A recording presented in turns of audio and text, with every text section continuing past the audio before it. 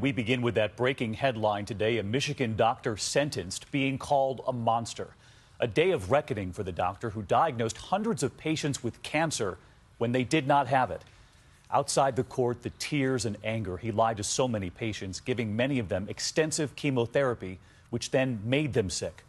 So many of those families today coming face to face with the doctor as he was sentenced to 45 years behind bars. And you're about to hear what the doctor said to those families. ABC's Ron Claiborne leads us off. Judgment Day for the doctor who caused so much pain. Victims of Dr. Farid Fatah outside the courtroom where he was sentenced, hand in hand, then defiant. 45 years for the lives that he took. It just wasn't enough. In court, the 50-year-old doctor breaking down, saying, "I misused my talents, yes, and permitted this sin to enter me because of power and greed." But those words no comfort for Cheryl Blades. I could hear him talking to my mother because I went to every appointment, so I could hear him talking to her and promising her to save her. In all, Fatah pleaded guilty to intentionally misdiagnosing more than 550 patients, often prescribing treatment for cancer that they did not have. He earned more than $17 million as a result.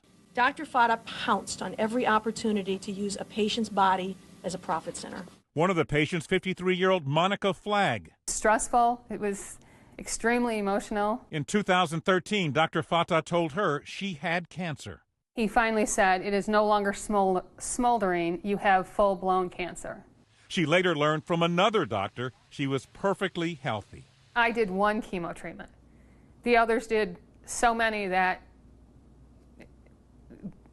they're practically dead anyway. This is just awful. And the question so many had, wasn't there anyone else in the doctor's office looking at those charts, those tests to know these people were healthy? Well, David, eventually another doctor in the same clinic as Dr. Fatah and an office worker, a staff member, did have their suspicions and took them to federal law enforcement officials. They were the whistleblowers. And in the meantime, a second opinion, you told me, saved some people from the same fate. Right. Some of those people who were diagnosed with cancer went to other doctors. Of course, that diagnosis was not confirmed. They did not go back to Dr. Fatah.